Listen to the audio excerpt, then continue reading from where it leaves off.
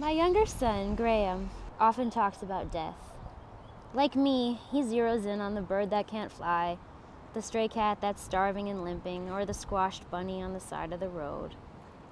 When I was a child, I took these things in and said nothing, holding in sadness like a cough I didn't want to release, lying awake at night thinking of a baby turtle I'd seen flattened like a bottle cap on the blacktop. But Graham has an openness I never did. He'll cry openly, talk about what is bothering him, and announce his delight in unself-conscious detail. I'd love to eat a whole little tomato and feel it pop and feel how the seeds just burst through your mouth.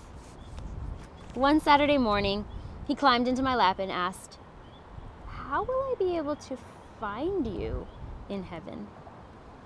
When I hesitated, his chin wobbled. "Listen," I said, "listen. I don't understand everything in the Bible, but it does say this. Love is stronger than death. I will always find you." The children's book, The Velveteen Rabbit, is sometimes invoked as a semi-Christian parable. The idea is that love is what makes you real.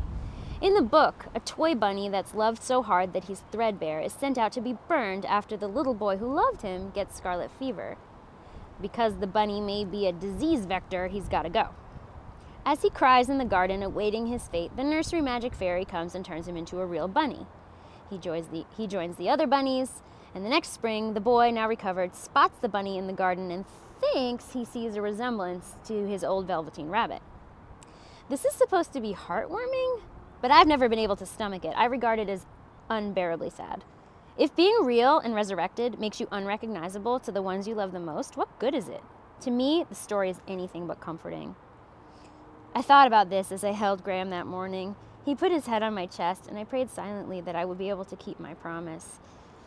That one day, long from now, he would open his eyes in a world like this one, better but recognizable, and find out what it is to have all that has been lost restored.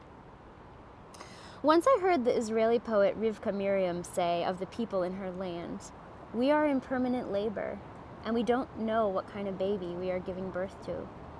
She was talking about the future of her nation state, but it had the ring of universal truth. What comes at the end of this life, full of struggles, large and small? St. Paul says that the whole creation, including us, groans as if in childbirth, waiting to see what kind of redemption awaits us, what there yet may be. I hope that the life of the world to come is as surprising as a new baby when it first emerges to the light. The verb in Spanish to give birth is to give to the light.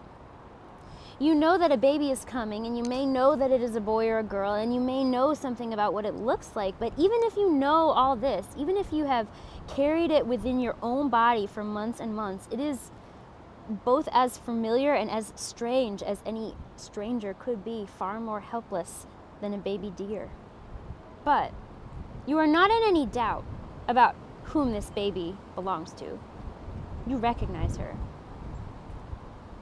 The vision of John in the book of Revelation says that God will wipe away every tear, and I hope that is true for sweat too, for there is no shortage of either in the process of giving birth, whether to babies or to art or to ideas or to salvation or to anything else.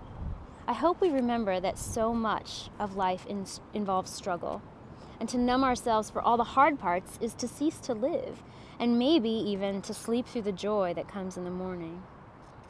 I hope that we remember that though we are each born naked and alone, trapped inside the subjectivity of our own person, the borders of our own skin, we can learn to belong to one another. We can risk contamination, can touch hands, can share. I hope we will remember that there will always be risk in whatever we do or don't do. I hope I will remember. Life is just all of that and all of that, I said to Tim. On a walk down to the lake, I had seen an amazing thing, a baby mallard being fostered by a pair of Canada geese. It was beautiful, this interspecies adoption, and it gave me hope. There's kindness and hospitality, even in the animal world, I thought. Then, on the walk back, I had seen a fledgling sparrow fallen from the nest, crushed on the sidewalk. Life is all of that and all of that. The sweet and the bitter, the sorrow and the joy.